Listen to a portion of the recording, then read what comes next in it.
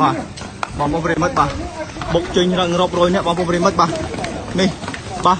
កម្លាំងរបស់យើងបាទបុកចេញអស់សំទោសបាទគឺចិនជាច្រើនរយអ្នកបាទបុកចេញបងប្អូនប្រិមិត្តបាទបាទ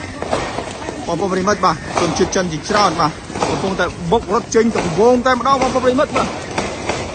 នេះបាទនេះបងតើច្រើនណាអូច្រើនណាស់រាប់រយនេះមកខាងក្រោយទៅនោះបងប្អូនចាំមែនទេនេះ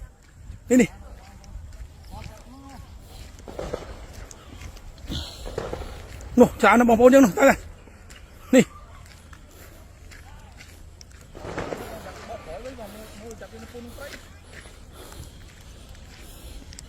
នេះខាងក្រោយច្រើនមែនទេបុកទៅនោះខាងនោះបងប្អូនយើងនោះនេះច្រើនមែនទេ